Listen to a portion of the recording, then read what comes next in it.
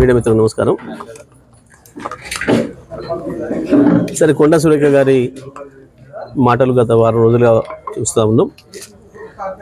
వారి మానసిక స్థితి విషయంలో అనుమానం వచ్చే విధంగా ఉన్నాయి ఆ మాటలన్నీ కూడా.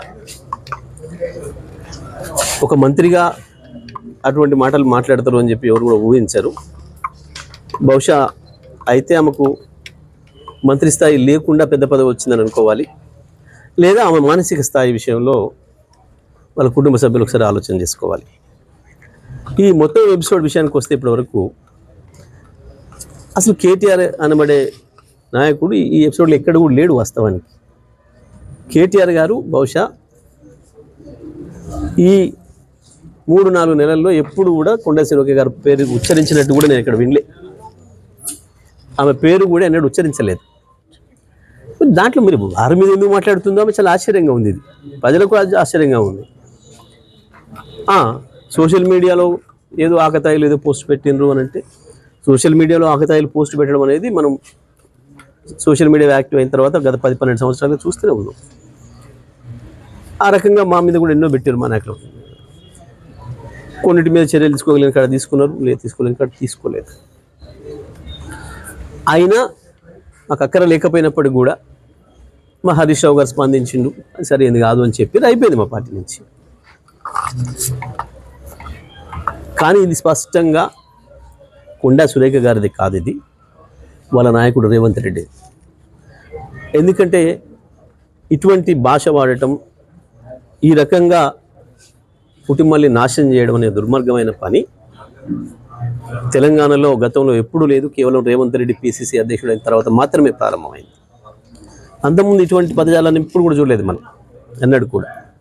పక్క రాష్ట్రాల్లో జరుగుతుంటే కూడా మనం బాధపడే వాళ్ళం, అరే అట్లాంటి జరగకుండా ఉండాల్సి ఉండే, మొత్తం రాజకీయ నాయకత్వం యొక్క గౌరవం తగ్గించే పద్ధతుల్లో వాళ్ళు మాట్లాడుతున్నారు అని మనం భావించినాం. కానీ వాళ్ళ అది తెలంగాణకి రావడం అనేది మన దురదృష్టం. ఇది రాజకీయ నాయకులు అందరూ కూడా సిగ్గుచేటు. ఇది ఒక్క అన్న వాళ్ళకే కాదు, ఎందుకంటే తెలంగాణలో కూడా ఇదే సంస్కృతి వచ్చింది అని చెప్పి మిగతా రాష్ట్రాల ప్రజలు భావించే పరిస్థితి వచ్చింది. మేము దాని గురించి వాళ్ళు బాధపడుతున్నాం.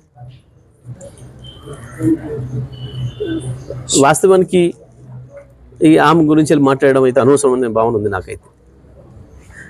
ఇక ఆమె ఇంకేదో పిచ్చి మాట మాట్లాడింది నిన్న రెచ్చిపోయి. ఇంకా ఏంది అసలు ఇది అంత కారణం? రేవంత్ రెడ్డి స్పష్టంగా హామీల విషయంలో విఫలం చెందిండు. దాంట్లో నుంచి ప్రజల్ని పక్కదారి పట్టించడం కొరకు రకరకాల డైవర్షన్ పార్టీ తమ్ముడు అనుకుంటున్నాడట ఆయన. పాపం విశ్వేశ్వరయ్య గారు పరువు తీసే పద్ధతుల్లో విశ్వేశ్వరయ్య గారి పేరు తీసుకుంటున్నాడు. ఇంకా చిల్లర మాటలు మాట్లాడేటోళ్ళకి ఏం చెప్పాలని సమాధానం? ఓ పద్ధతి ఉంటే పద్ధతిగా మాట్లాడితే చర్చ పెట్టవచ్చు. దాని మీద మూసీకి ఫ్లోరిన్కి లింకు పెట్టి మూసి నాశనం చేసింది నువ్వు. సింపుల్, మీకు 2014 నాటికి మూసి మీద ప్రవహిస్తున్న నీళ్ళకి అక్కడక్కడ ఆనకట్టలు కట్టిన దగ్గర ఏ రకంగా నురువులు ఇంతింతెత్తు లేచేదో కిలోమీటరు, ఏ కాలుష్యం వల్ల లేచినాయో ఇవాళ ఎందుకు లేస్తలేదో ఒకసారి చూడండి. అదే చెప్తే సమాధానం. ఈ చిల్లర మాటలు నిన్న చూసిన మరీ సిగ్గుపోయేటట్టు రాయించుకుంటున్నాడు. అందులో ఒక్క పదం కూడా ఆయనకు రాదు. ఓ పిఆర్ఓను ఎవరినో పెట్టుకొని రాయించుకుంటున్నట్టున్నాడు. నా నల్లగొండ అభివృద్ధిని చూసి సిగ్గు అనిపిస్తలేదు. అది కూడా నల్గొండ అభివృద్ధి చేసింది కేసీఆరా నువ్వా? చెప్పి కేసీఆర్ వచ్చి చూసి ఇదేం దరిద్రం, 3 నెలలు బాగా కావాలని చెప్పి కదా కేసీఆర్ చేసింది. నల్గొండ ప్రజలకు తెలియదా? ప్రక్షాళన అడ్డుకుంటే ఉద్యమం చేస్తామని. ప్రక్షాళన మొట్టమొదలు కాంగ్రెస్ నాయకుల బుర్రలలో జరగాలి. కాంగ్రెస్ నాయకుల బుర్రలు కలుషితమైన, మూసి కంటే దరిద్రంగా కలుషితమైన ముఖ్యమంత్రి మంత్రుల బుర్రలు మొదలు సాఫ్ చేయాలి. వాటిని సుందరీకరణ చేయండి. వాటి నుంచి కాలుష్యాన్ని తొలగించాల్సిన అవసరం ఉందని మూసి పర్వక ప్రాంత ప్రజలు చెప్తున్నారు. హైడ్రా తెచ్చినాడు మొదటి 2 రోజులు ఏదో పెద్ద పెద్ద వాళ్ళే కూలగొడతారు, నిజంగా అక్రమమైన కూలగొడతాయని చెప్పి కొంతమంది చప్పట్లు కొట్టారు పర్యావరణ ప్రేమికులు వీళ్ళు వాళ్ళు. దాన్ని చూసి పొంగిపోయి దాని అసలు ఎజెండాను అమలు చేసే ప్రయత్నం మొదలుపెట్టిండు. 1,50,000 కోట్ల స్కామ్కి తెరదీసిండు. ప్రజల శాపనార్థాలు విన్నాక దాంట్లో నుంచి ఎట్లా బయటపడాలో అర్థం కాలేదు. ఈ లోపల ఇది ఒకటి దొరికింది. అసలు కేటీఆర్కి సంబంధం లేని విషయాన్ని కేటీఆర్ నోట్లో పెట్టి ఏదో మాట్లాడతామని చెప్పి కేటీఆర్ గారి మీద వ్యక్తిగతంగా దాడి చేస్తామని చెప్పి అనుకొని ఇంకోరి మీద గురిపెట్టి ఇంకోరిని చంపేసి ఏదో ఉపసంహరించుకుంటున్నా వస్తుందా ఆయనకు పోయిన బుల్లెట్ ఆయనకు వస్తుందా? అది కాదు కదా. ఇదంతా కూడా రేవంత్ రెడ్డి డైవర్షన్ పాలిటిక్స్లో భాగంగా కొన్ని కుటుంబాలని హింస పెట్టి నాశనం చేసే పరిస్థితిని తీసుకొస్తున్నారు. ఇది ఒకవైపు అయితే ఎందుకు కేసీఆర్ గురించి వెళ్ళి మాట్లాడిందాను మేము అట్లా మాట్లాడకూడదు. ఎందుకంటే నేను చూసిన సోషల్ మీడియాలో కొంతమంది కొండమూరి కూడా కనబడతలేడు చాలా కాలం నుంచి, మీ ఇద్దరికి ఆ హిస్టరీ ఉంది కదా అని చెప్పేసి అని కొంతమంది పెడుతున్నారు. మీరు ఇద్దరు కలిసి చేసినాయి చాలా ఉన్నాయి, ఇటువంటి మనుషుల్ని మాయం చేసినాయి. మరి ఇప్పుడు ఆయన కూడా మాయమైపోయాడు, అయింది నీకు అధికారం ఎక్కువ వచ్చింది, పెద్దగా ఉన్నావు కాబట్టి మరి ఆయన కూడా మాయమైపోయాడు అని కొంతమంది పెడుతున్నారు పిల్లలు. దాంట్లో ఎందుకనాలి, ఎందుకు అనిపించుకోవాలి? ఎందుకు ఈ చిల్లర మాటలు, చిల్లర విషయాలు, గౌరవాన్ని పోగొట్టుకునేవి ఏమవసరం? ఏమొస్తుంది దాంతో? మన వ్యక్తిత్వం బయటపడుతుంది, మన స్థాయి బయటపడుతుంది తప్ప, మన మాట మన వ్యక్తిత్వాన్ని మన స్థాయిని చూపిస్తుంది తప్ప బయట వాళ్ళకి అవతల వాళ్ళని తగ్గించదు ఎప్పుడు కూడా. ఎవరికి రాదా ఆ భాష? ఆ భాష రాదా ప్రజలు ఇతర వాళ్ళకి? ఎందుకు అవి ఇటువంటివి చిల్లర మాటలు, చిల్లర విషయాలు? ఎన్ని రోజులు మభ్య పెడతారు ప్రజల్ని? ఎన్ని రోజులు దాచుకుంటారు? నిన్న కూడా ఆయన మాట్లాడిండు, ఈమె కాదు ఏంది వాళ్ళు చింతపండు చేస్తా. ఈ దేశంలో ఇప్పటివరకు ఒక ముఖ్యమంత్రి నుంచి అటువంటి మాట్లాడడం విన్నామా? ఏంది ఇది? నేను ముఖ్యమంత్రి చేసినందుకు ప్రజలు బాధపడే పరిస్థితి. అరే గీ స్థాయి మనిషిని తెచ్చి మనం ముఖ్యమంత్రిని చేసినామా, మంత్రులను చేసుకున్నామా, మన వాళ్ళు గీ స్థాయిలో ఉన్నదాన్ని ప్రజలు, తెలంగాణ ప్రజలు బాధపడే పరిస్థితి. కానీ ఇటువంటి డైవర్షన్ పాలిటిక్స్తో నడపలేరు ఎక్కువ కాలం ప్రభుత్వాన్ని. ప్రజలు ఇన్ని వింటారు, పక్కన పెడతారు, మళ్ళీ సందర్భం వచ్చినప్పుడు మనం నిలబెడతారు ఇచ్చిన హామీ సంగతి ఏంది అని. అయినా అల్టిమేట్గా చివరికి మళ్ళీ ప్రజల దగ్గరికి కదా పోవాల్సింది.